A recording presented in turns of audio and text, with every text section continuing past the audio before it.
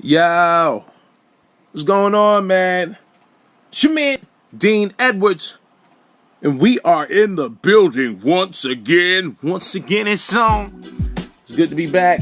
Be back here flying solo. It's been a second. Had a lot of guests in the last couple of weeks, in the last month or so. Some interesting guests. Before I proceed, we want to send a special shout out to All Things Comedy and some of our comedy mates in all things. Big up to Billy Barr and Al Madrigal running a wonderful operation over there at All Things Comedy. Y'all make sure you keep if you're in LA, keep an eye out for All Things Comedy Live at the Comedy Store. I think the day after my birthday on I forgot my birthday on July 31st, man. Y'all make sure if you're in LA, go by. It's gonna be a great show, and as always, check out some of our friends that have shows on All Things Comedy Network. I mean, Ian Edwards and Soccer Comic Rant, Dean Del Rey, Let There Be Talk. Brian Scalero is my This is my podcast. You know who has a dope Joan? Joan. I just said that like I'm from Philly. Had a dope Joan. Tom Rhodes Radio. Tom Rhodes, always a funny dude. He's like the official of the most official road dogs. And a lot of other funny cats. On there, you wanna check them out. What's been going on with me? Well, can I just say we are smack dab in the middle of Heat Wave 2015. This is the first official blaze of the season, man. I was fortunate enough last winter. That's always weird when you say last, because you almost want to say this winter, because the new winter, which is approaching, say in when's winter begin? I guess in, I don't know, is it December? What'd you say? November, December? The winter solstice? I'm not sure. But I always look at it as, well, this winter, realistically, in my mind, because I look at the calendar year, so I'm like, this winter that just passed. So this past, January, February, March, and even parts of April when it was cold, that should be this winter. In my mind, that's how I always thought about it. But in actuality, I've learned that this winter is the approaching winter, since we're in the middle of the summer. It's what's coming versus what already happened. What already happened is last winter or this past winter. I'm sorry. This is going nowhere, and it's going nowhere fast, people. But it's hot, son. And what's interesting, it's hot, but it's still mild in comparison to recent summer times where it's been, in the hundreds. So I'm not going to really complain because we're only at about 91. But if you hear a humming in the background, no, it's not a doo-wop group. It's the fan that I'm sitting in front of, because it's that John Blaze. Apologies that this episode is coming at you a wee bit later than expected. A brother was running around, in the last couple of days, and I wasn't able to get the podcast out to you, the listeners, to the fam. So for that, I apologize that it's coming to you late, but it's coming to you nonetheless. Be happy with it. Why am I speaking in this voice? Why are you? I think everything goes down a lot smoother when it comes from a British accent. If you say things with a British accent, people just revere it, hold it in higher esteem. Do you understand what I'm saying? Yes, so say, for instance, if you're angry with someone and you say, "You've really pissed me off," they still, or if you cuss someone out, if I say, "Duck my sick for the mucker," you see what I just did there? That's that dyslexic cuss. I just dyslexic cussed you out. Duck my sick Futhamucker. If you say it versus with the mild British accent, duck my sick Futhamucker. You know, you've offended someone, yet you've made them feel special all in one sentence. Now, if you say it in, say, a Gandalf tone, duck my sick Futhamucker. Fly, you fool, fly! Then they'll think you just cast a spell on them. That's what'll happen. I'm being silly because I missed you all. Did you all miss me? How was your week? My week was fabulous. You know what? It's funny because I was gone for a couple of weeks, and anytime I'm gone for a couple of weeks, I always feel like here I have to get back in the mode of family time. So I gotta spend more time with the family and put the phone down. Does this happen to any of you? Do you well, I'll get back to that. And put the phone down and disconnect from the matrix, even though you feel inclined to be on your phone or your social media or your laptop or your tablet. I wanted to say iPad, which I just did, so that kind of negates what I was just trying to do or just attempting to do. I wanted to say tablet to show respect towards all tablets and not just iPad. Take that, Mr. Jobs. Yeah, so usually when I get home, I like to just chill with mi familia for a matter of a few days, a couple of days. But last Wednesday, you know what I did? I was talking to our buddy Mr. Harris Stanton, who I will have on soon, but whenever, maybe we'll do another episode next time we're on the road together, because obviously Harris, Artie, Tracy, and probably even the limo van driver, they all have settled with Walmart, and they're all here. Mainly, they're all here. They're all healthy. Rest in peace, Uncle Jimmy Mack, and condolences as always to his family. But I believe everyone's been financially compensated by Walmart, and so, being that Harris now is back on stage, everyone's been rushing to do these interviews with him. And, that's my friend, so I think he and we were talking one day in the car, and he was saying how we were talking about my podcast, and then I said, oh, you know what, you got to come back. Not even on some here, you got to come back because you were in this car accident, and that's news. I really just was like, it's been a while since we tossed it up, and Harris has a nice, refreshing perspective in comparison and stark contrast to mine, so it'd be good to have him. But he said he promised, I think he promised Luis Gomez that he would do their podcast Legion of Skanks, so y'all can check out Harris on Legion of Skanks. And I think he also did Gina Savage's former manager of a couple of comedy clubs, Boston Comedy Club most notably, and also Broadway Comedy Club, owned by one Al Martin. And Harris, as a man of his word, you gotta respect that. As a man of his word, he said, you know what, I promised Lewis I'd do his first. So I said, all right, no problem. I said, well, we'll just do mine whenever.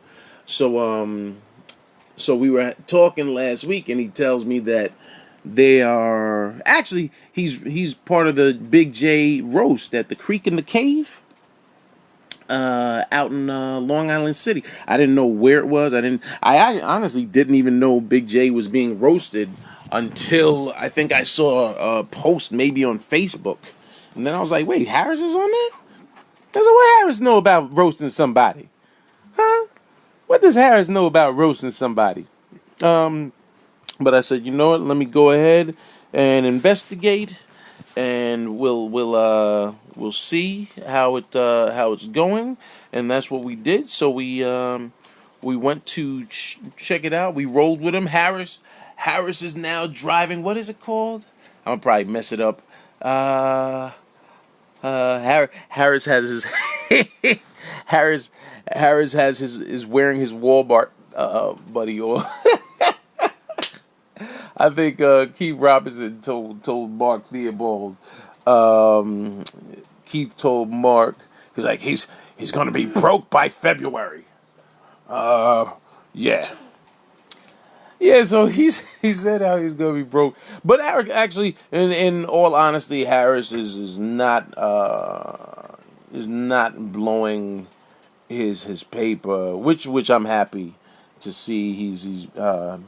He's enjoying himself, which is what you do, but he's not overdoing it. However, he does have a nice new Audi. Is it Audi 7A? I don't know. You can tell a brother that knows nothing about cars. Does he have uh, an an Audi iPhone 7GS?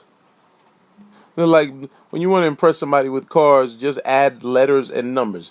Yeah, I want a Jaguar ZX43. It sounds fast, doesn't it? So Harris, he comes to. Well, here's what's funny. This fool, he hits me. I hit him on Wednesday because I had a bunch of running around to do on Wednesday. So I get home Wednesday evening around 6. I'm like, yo, what time should I be ready? And he's like, oh man, I gotta be there around 7:30. It starts at 8. You know, I like getting there early. Why? You need a ride? Do I need a ride? Negro, let me explain something.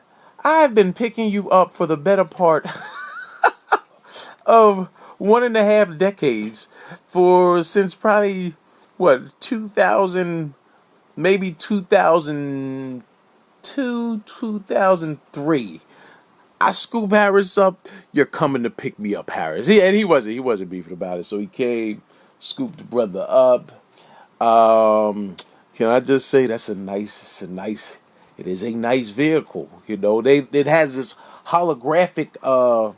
It's very futuristic, which is funny because when you think of, someone just told me, my sister-in-law just told me she was watching. I think it was Back to the Future Part 2, which was the one where they went to the future. I think Back to the Future was the one where they went forward in time, and Biff was this millionaire, multimillionaire, because he had all the dates from the sports book, and so he bet on a bunch of sporting events and became rich. And so anyway, my sister-in-law, totally unnecessary information to help the story move along, but I like filling in the details. Can you blame me? So my sister-in-law, she's telling me how she was watching Back to the Future too, and peep this, y'all. It took place I think the movie was made, what, say 1985, 86? And the movie took place in 2015 when they went to the future, which is now.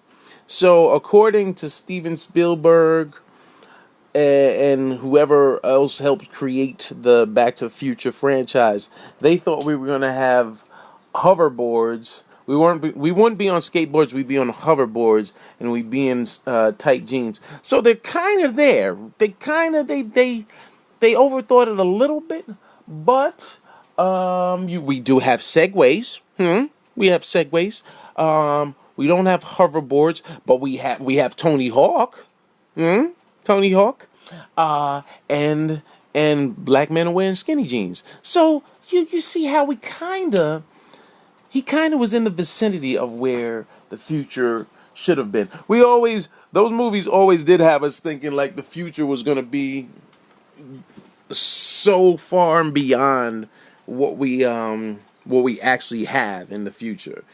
But there are some things that did parallel. Say, for instance, on the original Star Trek, Captain Kirk had a flip phone. Captain Kirk and the crew of the Starship Enterprise, they were rocking Motorola flip phones, back in 1968, 69. Yeah, so I just think that's pretty impressive. So anyway, Harris's card has I really don't need to go on and on about Harris's Fly Ride, but it's a nice vehicle. It has this like hologram where the speed limit, instead of you having to look down at the dashboard, the speed limit is displayed right on the in this like hologram that's projected onto the windshield. I think it's dope, son. And then if you have the GPS programmed, it also shows you the arrows and directions you're supposed to turn. I thought it was kind of hot. So we get out there, and here's what's funny. This dude, who's never, I don't know if Harris has ever owned a car. He definitely never owned a brand new car, let alone a brand new luxury car. But one issue I've always noticed is when I'm driving and he's the passenger, whether we're in New York City or on the road, but especially in the greater metropolitan area of New York City, this dude does not like traffic. He doesn't like traffic or congestion, and he lets you know, he's like, "Fuck, man, what the hell? What's going on in this traffic?" And I don't know why I just sound like Todd when I said that, but but this dude, he really gets frustrated. So we drove to he picked me up, and then we drove to Long Island City.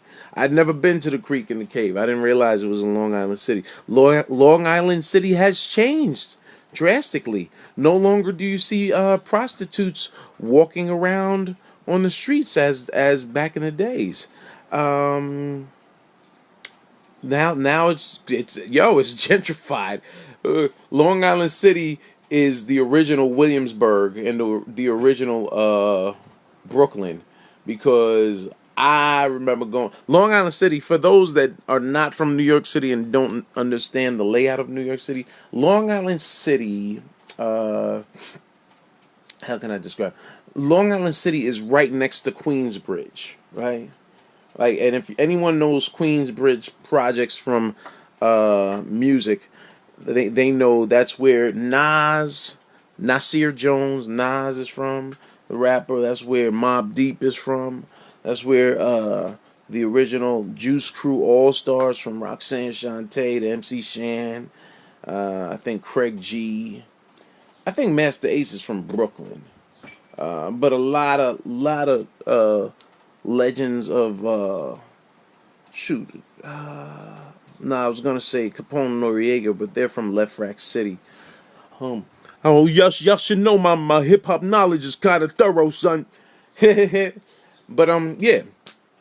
So these places are right next to each other. So to see all these luxury condos and gourmet coffee shops in this little Greenwich Village, right across Queensboro Bridge, which I guess splits. As Queensboro Bridge is like 8 Mile in the movie, or is it 7 Mile divides between? I don't remember. I don't know enough about Detroit.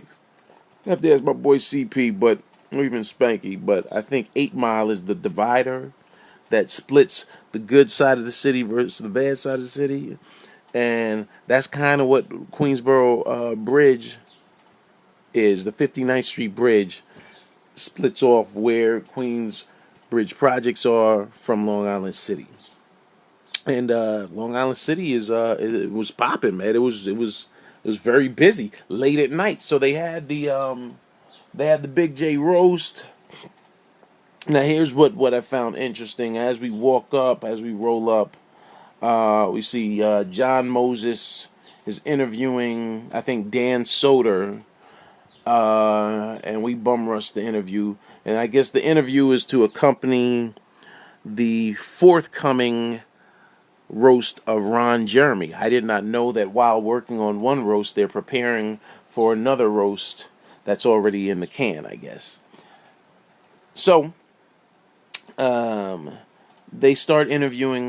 They decide or John decides he wants to interview Harris and myself, so he's interviewing us about the first time we saw Ron Jeremy And I think my first time I mentioned it was when your first porno movies were horrific. They were bad, right? Let's be honest. Like they were bad, but they were good for their time. But if you look at what what we what was exciting back then versus now. I mean, still naked is naked, sex is sex. But now the things they do in comparison, oh, the talents, I must say. They've really progressed, haven't they? So he's interviewing us, and then he says, he asks us, he was like, yeah, now, are you familiar with Lisa Ann? I'm like, I don't know no Lisa Ann. I was like, does Lisa Ann know me? I don't know who Lisa Ann is. Harris like he doesn't know who Lisa Ann is, and I run off a bunch of vixens that I am familiar with. Say an Obsession, Luscious Lopez, who else? Obsession, Luscious Lopez, Pinky, of course, Roxy Reynolds, Jasmine Cashmere. Applause to you, Jasmine. She's retired now. And the reason I know that is because she's from Chicago. And who was it? I think one of my Chicago homies. It wasn't Jay Deep.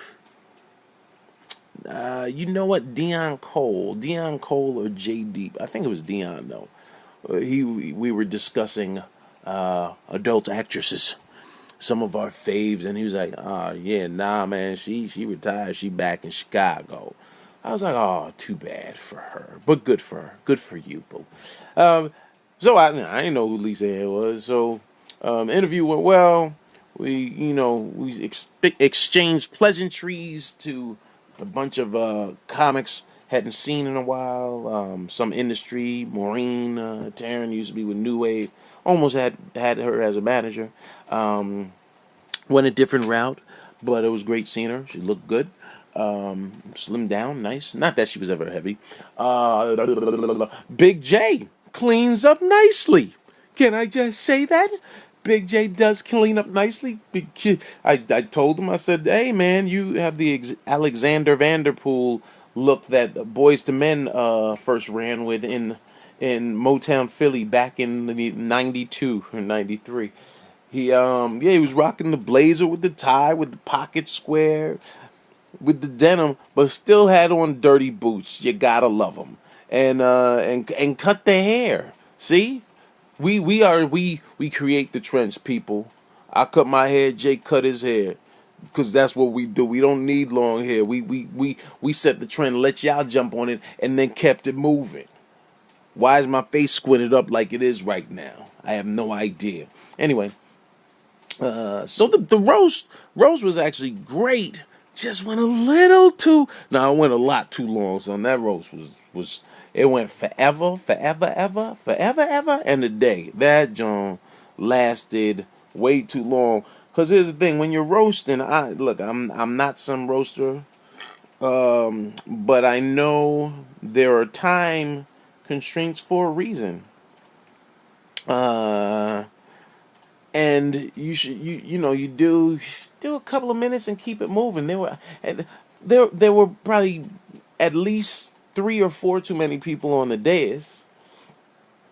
And if each person is doing 10 plus minutes, that just makes for a long night. It started at 8. That joint didn't end till after 11, at least. Damn, it was long. Notable highlights, I gotta say Harris did a great job. And more than great job, because he did his time and kept it moving. He wasn't up there. If he was up there 5 minutes, I'd be surprised. As a matter of fact, people were doing like 15. I think Mike Vecchione probably did the longest. Mike Vecchione, Ari Shafir, who else? Mark Norman kept it pretty short. But yeah, Vecchi was killing. Don't get me wrong, Vecchi was killing. Ari, from what I saw, he did well. I had to get outside. It was hot in there, man. A little uncomfortable. But Vecchi had pages and pages and great jokes. And I know it sucks to write so many jokes and have to edit and whittle down, but you gotta whittle down, kiddies. For all you new jacks out there that are listening, this week's protocol is as follows. Here, when roasting someone, the kiss method is necessary. Let me say that again. When roasting someone, the kiss method is necessary. Keep it simple, stupid, or keep it short and simple. But just keep it moving, man. It was too long, and because here's what happened. I think was using Vecchione as an example, and the only reason I used it as an example, and I even told him, I said, yeah, it was, you did your thing, son, but it was just dumb long. I think he started off and was blah blah killing, and then I think people got exhausted because they were like, oh, he's still going, because they seen you turn in pages and realizing, yo, this is going on way longer than I expected, and we still have to get through 8 more people. That's my little 2 cents. But aside from that, it was a fun night. Yeah, it was a fun night, and always great seeing people. Who else? I saw Wayne Rada.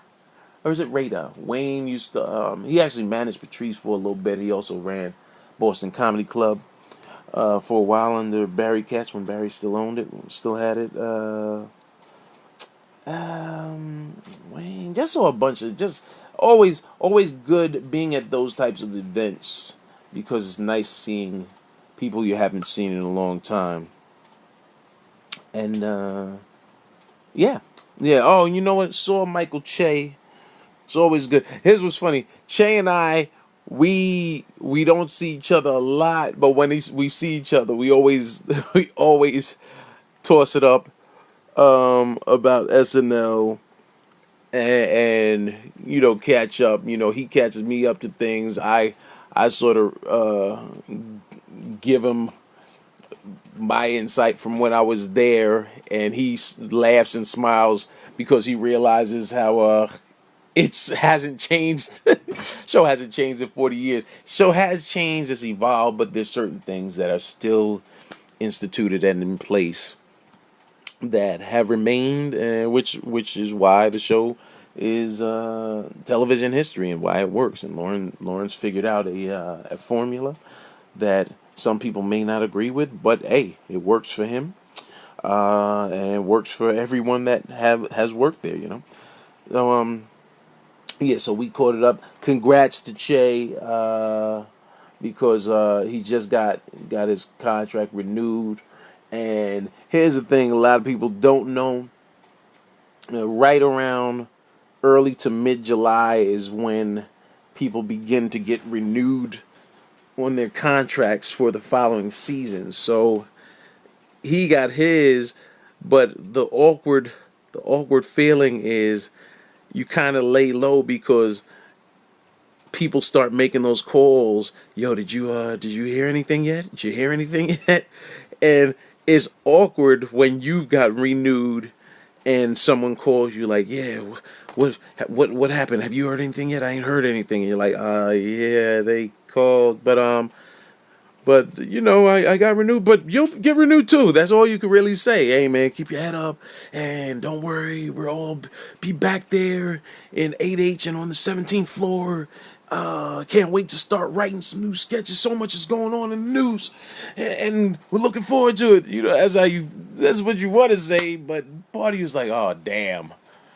Because you want to celebrate, and you celebrate that you got renewed, but you also are like, man, I hope my girl gets read up too, but you never know. When you have, I think he said that they have like 15 cast members too, and I haven't experienced a 15 cast member stretch, and at one point I think it was 16. That's a lot. 16 people across about 65, maybe 60 to 65 minutes worth of show.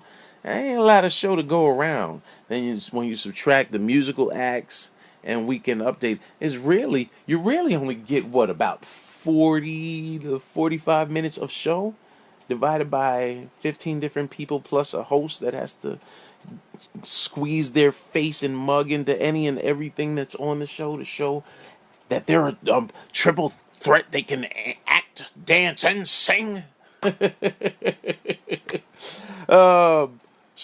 Congrats to Shay. And I told him, I said, well, look, man, you gotta also appreciate that, you're living in an unprecedented time or era on the show where there are five black cast members, between himself and Pharaoh, Leslie, Keenan, and Shashir. That's five Negroes. That's a beautiful thing. And you hope that they don't cancel each other out. But I also know the show, so I fingers crossed that all five are renewed. You got to figure Leslie popped last year, so she's definitely in. Che just got renewed. He popped. I told him, I said, you're the first brother weekend update, and you're doing a good job from the episodes I've seen. So you were getting renewed. So you got renewed. Leslie, I'm sure, is definitely renewed. And then you have Pharaoh, Keenan, and Shashir. Keenan, I'm sure if he wants to be there, he can be there because he has visibility and celebrity because he's been on there the longest. He's been on there since '03. So that's this will be his going into his 13th year if he decides to stay. And you're competing. He might want to just stay just to beat out Daryl Hammond as far as longest running cast members. I think Tim Meadows had it at one point, and then Daryl took over that, and now Keenan has a chance to surpass that. So so fingers crossed for. I think they'll all be back for Jay and Shashir, but I think they all do enough. So Tracy used to say, you need 2 episodes to justify your existence. And like I said, I don't catch the show enough, but I do believe that the couple episodes I've seen, they've all been getting screen time. So that's a beautiful thing. So the roast was cool. Boom. Oh, so check this out. So then Friday night.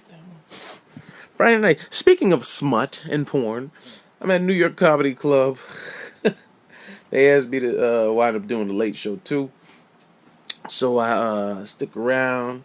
And big up to Emilio and crew because they really helped turn around New York Comedy Club. They're doing their best to give some good shows and present strong comics along with newer cats too. And just make it a nice hangout. Because that's the thing. Big comics just want to tell jokes and hang out, right? And so I never understood when clubs had this approach that they make it this challenge and this gatekeeper situation where they want comics begging them and kissing the ring and gasping and fighting for a seat. You want to fight for that stage time, but there's a respectful way to do it, in my opinion. And I think I'm right, and I know I am. So anyway, I'm waiting to go on, and they say, "Oh, you know what? You want to do the Pain or Paid show?" So I'm like, "Huh? Yeah, all right, whatever." It's like, "Yeah, you know Lisa Ann, the porn star." I said, "You know what? That's funny. You're the second person in 2 days. She's hosting." I said, "Get out of here." I said, "Really? That's hilarious." I said, yo, that's crazy. We were just talking about her 2 days ago, and now she's co-hosting this show." So I'm like, "All right, boom. I'll go stick my head in. I'll do a guest spot on this what sounds like a freaky show." I go in there. Comic is on. And Son is giving a seminar on silence. And you know what? I don't know his name, and he might have been funny. I couldn't really hear what he was saying. I know people weren't laughing, and they explained to me that paid or pain means that if a comic does well, the crowd will cheer and say, "Nah, paid," and that comic will get paid for their stage time. But if they caught a L, if they bomb, they get sent on their way. And they had a dominatrix sitting on stage with them, and she was there, and sure enough, she was there waiting with hot wax candles to drip on his chest.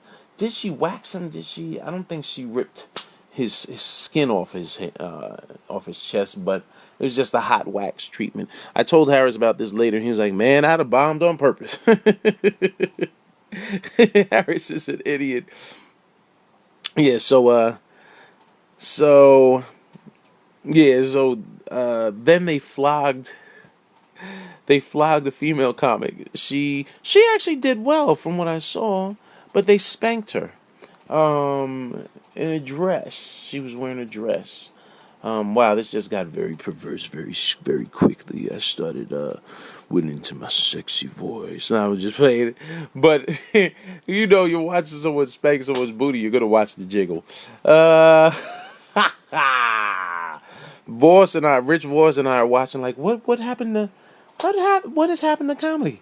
What happened? Remember when you bombed on stage and you just went home and cried in the mirror and then worked your material and either returned in a couple of months or went to a smaller club to work your act until you got up the courage to go back to that club and show your face? Now they're whipping and beating and waxing comics. Anything for stage time, I suppose. Because as a matter of fact, when I went on stage, I didn't get to joke. I was talking about the whole situation, from the dominatrix that was sitting on stage while I was on stage as well, to having a porn star co-host the show. It was funny, and Lisa Ann was very cool, very down to earth. Yeah, you know what? It's funny since she's doing this comedians podcast tour. Made me wonder: is this someone that you all would like to hear on the Futhamuckin Protocol? You all let me know, because she actually fanned out. She was giving out DVDs. I said, what, Harris would like one of these. Since we were just talking about it, I thought it'd be a funny thing to get. She was autographing them. She had a line. She did that, which you appreciate anyone that does the pictures and giveaways to the fans that are waiting patiently in line. But it also made me wonder. I was like, geez, that's got to be weird. How does that feel that everywhere you go, everyone has seen you not only naked, but seen you do things. Seen you do some things that you might not want to tell your parents about. They've seen you gape. How about that? they've seen you gape. They've seen your sorry to paint this picture, but they've seen your rectal cavity violated and gaping wide open. How's that for painting a picture? Did you all enjoy that, boys and girls? Yeah? Send all your comments to @IamDeanEdwards. Shoot. Yeah, because you gotta think, alright, I know I'm good. You gotta be thinking, I'm thinking that she's thinking, alright, after the show, I'm gonna have people wait in line to sign pictures of this DVD with me naked on the cover with a bunch of my girlfriends that are also porn actresses. I think I've discussed that before. What's the difference between a porn star and a porn actress? Something that if I do have her on the Futhamuckin Protocol, we'll delve deeper into. Did you like that choice of verbiage that I just used? Did you? So I'm wondering if she's sitting there thinking, geez, is she thinking, oh, this is gonna be awesome? Because I know after the show, I'm usually amped to meet and greet, but I also am not thinking everyone that's coming up to me, let alone anyone's coming up to me, is thinking, oh, I want to see you naked. I've seen you naked and I want to see you naked again. Whereas with her, you got to think that's all that the majority of people are thinking. No one's sitting there like, well, you know what, she's made me feel really wonderful, and gosh darn it, I just like her as a person. So it's got to be creepy, maybe a little skeevy to her, because she had security though. You can believe the large Negro, and one was a large brother, and one was, I think, a large Latino brother, and they definitely were there to make sure the line kept flowing rather smoothly. Yeah. So and so as I went to get Harris's DVD, uh, she said, "Oh my God, would you mind if I fanned out right now? Can I get a picture?" I was like, "Oh man, that just made my day. I had a porn star that wanted to take a picture with me, Donkey Dean." So it was, yeah, that was kind of cool. That made my ego swell, along with a couple of other things. Hi-yo, pal, zingy. I'll be here all week. Try the veal. Tip your wait staff, but not over. Yeah, so that was it was a fun week, and I think they do that show once a month. So needless to say, I'll be back probably. Um, yeah, I think I'll be back. I most definitely will do that show again. Shows like that are fun because you get to just sort of wild out, like a Nick Cannon show. You get to wilding out. Get it? Um, So the rest of the weekend was cool. Did I start a topic and not finish it? Did I not land the plane properly? I saw Minions the other day. Fun movie. I'm actually way behind on my summer moving. You know how, like, in school you had summer reading? Well, I have movies to see, so that's called summer moving. I still haven't seen Terminator Genesis, nor Ant-Man. Actually, a good amount of movies, because there are two. I'm the type of dude, when I drive past a movie marquee, I like to have seen at least 30% or more of the movies that are in the marquee. Usually, when I've seen 50%, I feel good, and when I've seen all the movies, which is very rare, because there's always some movie like The Fault Beyond Our Stars playing, where I'm like, you definitely won't catch me watching that when it's on regular TV, let alone paying to. I won't even sneak into a movie like that. You know what I mean? It's just I am not the demographic which they are seeking, and I'm fine with that. So yeah, I got to see a couple more movies. Harris told me Ant-Man was good. He said Terminator Genesis was dope. And you know what? I would like getting some interaction. I want y'all to tell me, what do y'all want to hear more of? All the people that listen to fam, that doth listen to the Futhamuckin Protocol and support. Because I don't think a lot of people peeped the Rodney Laney episode the way they should have. I ain't gonna front, I was a little disappointed in y'all, man. You know what, y'all don't like a brother no more? Well, I ain't bringing it. I ain't bringing the thunder the way y'all like me to bring the thunder. Let a brother know. Cause that y'all have a control and say in what I'm doing on here too. Cause y'all are fans. But there are peaks and valleys, because at one point I said, well, you know what? Maybe the Futhamuckin Road Warrior sessions aren't things that people want to hear. And I hope y'all don't listen based on who's famous and who isn't, who you're familiar with and who you aren't, because I'm not going to interview or sit down with someone who I don't think is not interesting. Like, to me, that's what is going to make me want to sit down with someone, whether or not they're interesting, whether it's, Rodney Laney last week to Gina Brion the week before, or Vieira the week before, Royale week before that. They all have a different journey, a different insight that they can offer to the game, to this thing called comedy, man. So yeah, y'all get at me, whether you listen consistently or you just happen to be turning on for the first time and you said, oh, you know what, that dude with the bat, he looks interesting. Who's he about to hit? What is the Futhamuckin Protocol? I'm gonna listen to it.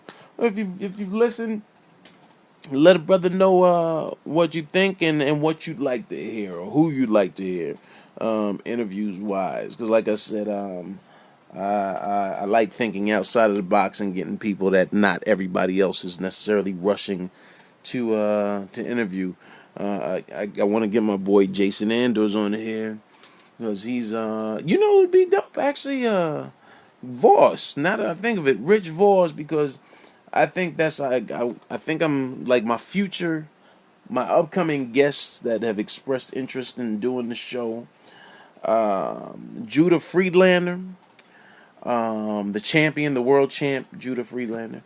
Pop, Keith Pudgeon Robinson. we'll ask him what Pudgeon is for and why it was on a headshot back in the days. And there was someone else. Keith, Judah. I know he said fudge. Ah man, I can't think of it. From Friday. Ah man, are you kidding me? Big Worm. Oh shoot, Faison. I was like, there's an F in his name.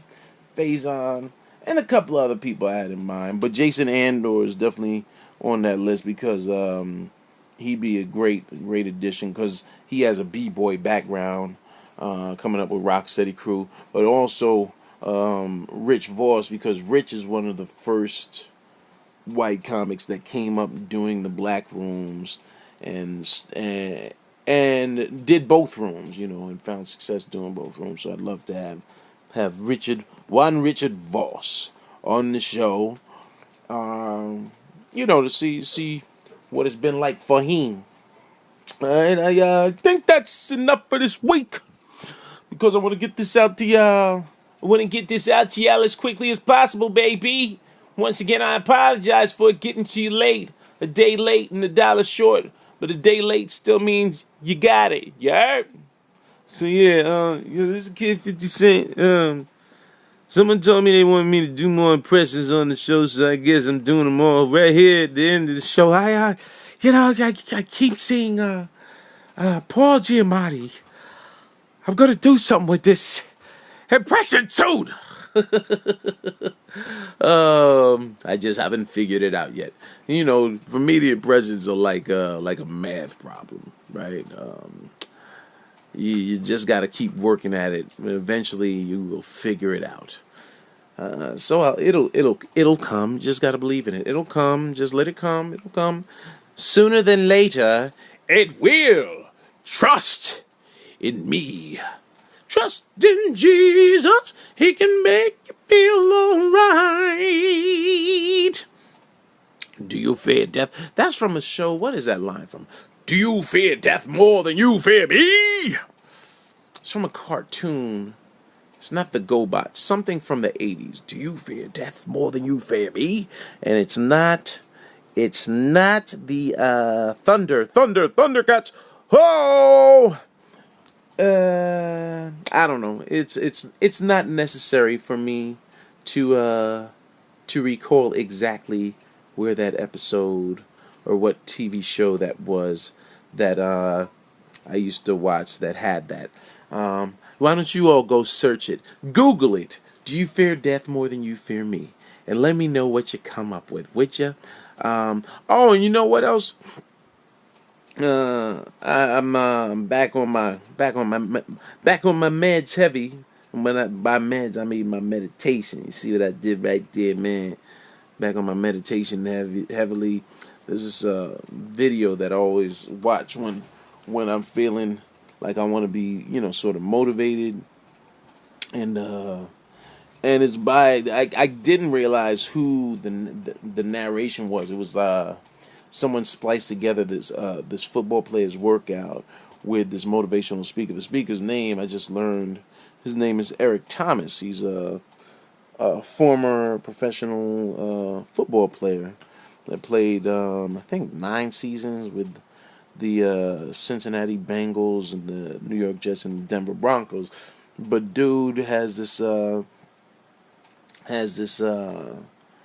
mantra that he lives by, when you want success as bad as you want to breathe, then you'll be successful. Did I say that right? I think I said that right. When you want it, when you want it as bad, right? Is that it? Damn. Successful. When you want it as badly, I guess I could Google it, right? Right? I could Google it and look it up. So here, look, Dr. King is dead. Malcolm X is dead. Greatness is upon you. You better act like it. He talks about his being homeless. When you want to succeed as bad as you want to breathe, that's when you be successful. That's the line. Which is a dope line. Dope line. When you want to succeed as bad as you want to breathe, that's when you'll be successful. That's the challenge that I think many of us could pose upon ourselves to move forward in life. And I've been really focused on me and breathing words into reality, and making the word I, taking the power in the word I and letting it manifest. And when I say I mean the capital letter I, as in I will. I can be what I will to be. That's from Charles F. Hannell's the universal, what is it?